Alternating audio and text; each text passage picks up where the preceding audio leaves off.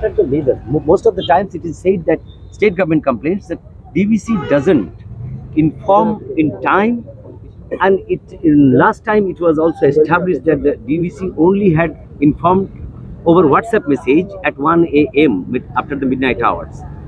Do you think that there is some lack of coordination between the DVC center as well as the state on this issue? No, ऐसा कोई बात नहीं है। देखिए, वो सब जगह अलार्मिंग सिस्टम लगाया गया है, जिसमें इतना डाटा टेक्नोलॉजी इतना एडवांस है कि सारे जगह अलार्मिंग सिस्टम लगे हुए हैं। जब भी कुछ पूर्वानुमान 7 दिन 10 दिन पहले भी दिया जाता है कि क्या स्थिति होने वाली है, वो कैचमेंट एरिया में जो बारिश की स्थिति है, पानी का जो कंडीशन है, उसके आधार पर दिया जाता है। कुछ 24 आवर बिफोर भी दिया जाता है। तो ये कहीं से भी ये लैक ऑफ कम्युनिकेशन की बात नहीं है। सर, लास्ट एक बात है कि chief minister suddenly declared that they will quit from DVC. वो लोग डीवीसी छोड़ रहे हैं, क्योंकि आपको पता है डीवीसी जो है ये स्टैट्यूटरी बॉडी जरूर है, लेकिन ये भागीदारी है सेंटर और स्टेट दोनों का। तो इसमें से अगर स्टेट गवर्नमेंट डिक्लेयर कर दिया, चीफ मिनिस्टर एक बार नहीं कई दफ़ा, तो कि हम लोग डीवीसी के साथ नहीं, हम लोग छोड़ रहे हैं। वो दो अधिकारी उनका त्याग पत्र भी दे दिया था शायद, वो तो तब तक का बात है। लेकिन अब तक स्थिति क्या है? वाकई में क्या स्टेट गवर्नमेंट हट चुका है, ये हम मान के चले? ये मेरा अनऑफिशियल विजिट है। हम यहाँ पर रोजगार मेला में आए थे। जी सर। NIT दुर्गापुर के सभागार में कार्यक्रम था, और यहाँ के सम्मानित विधायक जी लखन घोड़ई साहब के आग्रह पर हम यहाँ देखने आए। इसके बाद हम एक्सपर्ट की टीम को भेजेंगे, देखेंगे क्या। नहीं सर, स्टेट गवर्नमेंट डीवीसी में है अभी कि नहीं है, हम ये मुझे जानकारी लेना पड़ेगा। जानकारी सर, एक लास्ट मेरी तरफ से सवाल है। डीवीसी संयंत्र जो है वो सर, उनका जो फर्स्ट प्लानिंग कमीशन था उसमें इसको स्थापित किया गया था, तब उनका अनगिनत लक्ष्य था काम करने का।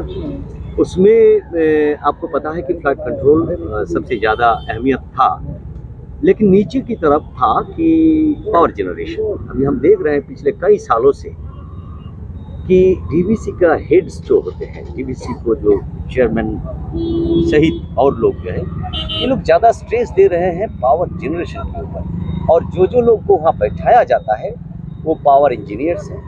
पावर डिपार्टमेंट का ही थोड़ा इन्फ्लुएंस बढ़ गया है। तो क्या ये मान के चले हम लोग की जो फ्लड कंट्रोल या फिर पानी की कमी होता है टाइम टू टाइम, इसके ऊपर केंद्र सरकार या डीवीसी दोनों ध्यान नहीं देना चाहते?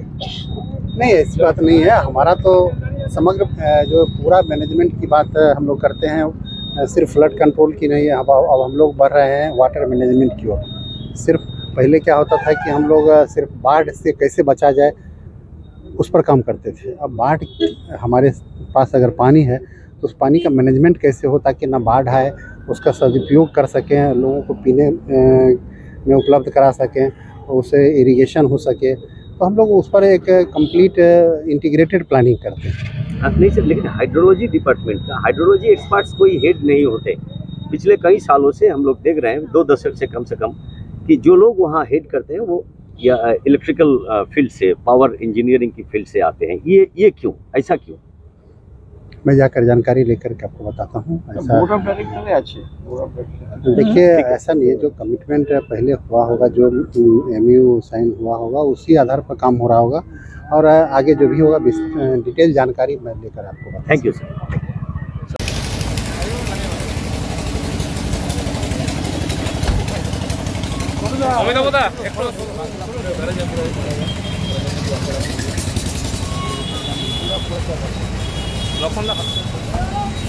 इसके जो पोली है ना, पूरा पोली जम गया था। ड्रोजिंग के लिए हम लोग काफ़ी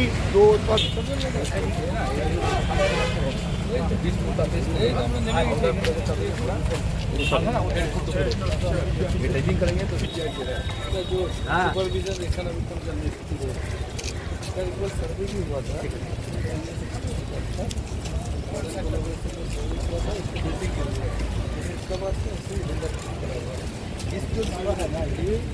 मोटा मोटी गाड़ियाँ दो चाहिए। विसर्जन घाटे तो इसका पोली निकालने के लिए ड्रोजिंग चाहिए। विसर्जन घाटे आगे এদিকে চলে আসছে যেখানে পোলি জাম হচ্ছে না কেন? আমি এখানে যাবো একটু। होल्डिंग कैपेसिटी कहा देखो ना नाम बोलता था 9 मीटर था। 9 मीटर होने के बाद पोली जम के ना ये जो इसका ये है 1 मीटर 2 मीटर में 2 मीटर में आ गया। मतलब ये क्या होता है बारिश का समय पूरा हम दिल्ली जाएंगे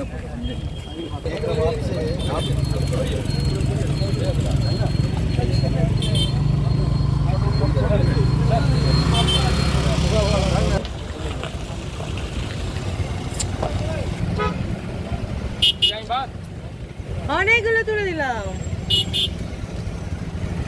पूछना चाहते हैं आपके, हर साल जब बंगाल में फ्लड होता है तो बंगाल गवर्नमेंट कहता है डीवीसी एक्सेस वाटर डिस्चार्ज किया इसीलिए फ्लड हो रहा है, और ड्रेजिंग 50 साल से ड्रेजिंग नहीं किया डीवीसी किसी भी रिजर्वर में। क्या कहना है?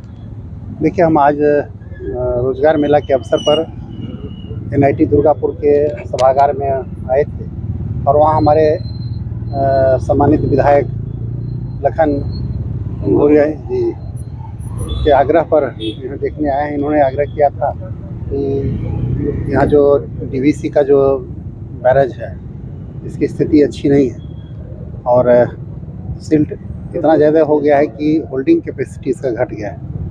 तो इसी के कारण हम यहाँ आए हैं देखने के लिए और यहाँ के पदाधिकारी लोगों से भी मिलेंगे और जो इस बैराज के अच्छाई के लिए जो भी होल्डिंग कैपेसिटी बढ़ाने के लिए जो भी करना होगा हम लोग विचार विमर्श करेंगे। डिसिल्टेशन का कोई आप लोग कोशिश करेंगे कि होगा? देखिए, जो एक्सपर्ट हम लोग बैठेंगे दिल्ली में जा करके फिर हम बात करते हैं। इन्होंने आग्रह किया, इन्होंने रिटर्न भी दिया है कि हम इसके लिए डिसिल्टिंग के लिए ताकि होल्डिंग कैपेसिटी बढ़े। यहाँ पर डेप्थ 5 से 7 फीट हुआ करता था, आज 3 से 4 फीट मात्र डेप्थ बच गया है। तो निश्चित रूप से जब होल्डिंग कैपेसिटी घटेगा तो कम पानी में भी बाढ़ की स्थिति लोड बढ़ेगा बैराज पर। तो उसके लिए हम लोग देखते हैं एक्सपर्ट से राय लेकर। मिनिस्टर कहते हैं कि डीवीसी का बैरेज रिस्पॉन्सिबिलिटी डीवीसी का है, वो बार बार वो लोग को निवेदन करता है करने के लिए, सेंट्रल गवर्नमेंट कुछ नहीं करता। ये डिसिल्टेशन, देखिए, उनका तो आदत है बिना मतलब का हर चीज़ में राजनीति करने का। देश में ये सब चीज़ें जो है वो ह्यूमैनिटी के लिए, मानवता के लिए, देश के लिए हर जगह राजनीति अच्छी नहीं लगती है और इसके लिए जो बेस्ट डिसीजन लेना होगा, जो इसके लिए जो बेस्ट मेजर्स होगा हम लोग प्रयास करेंगे। आप लोग स्टेट गवर्नमेंट के साथ बात करेंगे इस मुद्दे पे? निश्चित रूप से बात करेंगे और जो एक्सपर्ट टीम है उसको भी हम भेजेंगे और आकर के देख करके जो भी निर्णय लेना होगा, जो भी इसके बेहतरी के लिए करना होगा हम लोग करेंगे। पहले भी एक MP टीम आया था, ये इसी आपकी तरह ऐसा विजिट किया था और बोला स्टैंडिंग कमेटी का, वो भी बोला था कि ये डिसिल्टेशन होगा, बहुत बार आया था, तो अभी तक नहीं हुआ। तो ये 3-4 डिस्ट्रिक्ट है, ये इफेक्टेड हो रहा है हर साल मानसून में। तो क्या आप लोग का ये देखिए, हमारा प्रयास देकर ये निश्चित रूप से इम्पोर्टेंस देकर के ही इसलिए तो आए हैं। अदरवाइज ये एक्चुअली अनऑफिशियल मेरा विजिट है, ये ऑफिशियल विजिट है नहीं। इनके आग्रह पर लखन जो घोड़ाई साहब हैं, इनके आग्रह पर मैं आया हूँ यहाँ देखने के लिए और यहाँ करके मुझे देख करके जो भी एक्सपर्ट टीम भेजेंगे और जो वो डिसीजन देंगे, वो जो सलाह देंगे उसको हम आप संसद में ये मुद्दा उठाएंगे? ये हम कमेटी में बात करेंगे, हमारे जो मंत्रालय के एक्सपर्ट हैं उनसे बात करेंगे उनको। सर, डीवीसी का माइथन और पांचेत जो डैम है वो डिसिल्टेशन करने का कोई इरादा है आप लोगों का? डिसिल्टिंग बहुत बड़ा मुद्दा है देश के स्तर पर, ये कोई एक जगह का मामला नहीं है और इस पर हम लोग लगातार विचार कर रहे हैं कि क्या कैसे किया जाए। बहुत सारे एक्सपर्ट का ओपिनियन अलग अलग है, तो उसमें देखते हैं जो बेस्ट डिसीजन होगा, जो बेस्ट सुझाव आएगा उसको हम लोग इम्प्लीमेंट करेंगे। दुर्गापुर बैरेज जो रिलेटेड है माइथन और पांचेत जो रिजर्वर है उसके साथ रिलेटेड है, वो वहाँ वाटर डिस्चार्ज होता है तो वही वाटर यहाँ आते हैं और यहाँ से डिस्चार्ज होने से 3-4 डिस्ट्रिक्ट फ्लड इफेक्टेड होता है। वहाँ का डिसिल्टेशन ज़्यादा जरूरी है। हम जैसा कि मैंने पहले ही बताया आपको, कि ये एक्सपर्ट का जो ओपिनियन होगा, जो बेस्ट ओपिनियन होगा, उस पर हम लोग काम करेंगे। ঠিক ওকে থ্যাংক ইউ দীর্ঘদিনের সমস্যা আপনি এলাকার বিধায়ক, তো কতটা কাজ এগোবে বলে মনে হয় বা কোন জায়গায় দাবি করবেন, রাজ্য সরকারের সহযোগিতা কতটা পাওয়া যাবে? আমাদের আজকে যে রোজগার মেলা সারা ভারতবর্ষে 51,000 আজ যুবক যুবতীরা আজকে কর্মসংস্থানের হাতে তুলে দেওয়া হলো অ্যাপয়েন্টমেন্ট লেটার। পশ্চিমবঙ্গের পক্ষ থেকে দুর্গাপুরে প্রায় 184 জনকে আজকে আমরা তুলে দিয়েছি। মন্ত্রী, আমাদের জলসম্পদ মন্ত্রী রাজভূষণ চৌধুরী রিকোয়েস্ট করেছিলাম, চিঠি করেছিলাম যে আমাদের ব্যারেজ 57 সালে তৈরি হওয়ার পর থেকে ড্রেজিং হয়নি বা ভেঙে পড়ছে, এই সরকার উদাসীন, সরকার খালি কেন্দ্রে দোষ দেয়। তা আপনি আসুন, ভিজিট করুন এবং এর সমস্যার সমাধান করুন। এর ফলে 4টি জেলা, বাঁকুড়া, বর্ধমান, হুগলি, বিস্তীর্ণ এলাকার মানুষ সুবিধা পাবে। দুর্গাপুর অনেক সময়তে ইন্ডাস্ট্রি আছে, মানুষ জল পায় না, কৃষিক্ষেত্রে জল পায় না, সামান্য বৃষ্টি হলে বন্যা হয়ে যায়। তাই এই ড্রেজিংয়ের প্রয়োজন।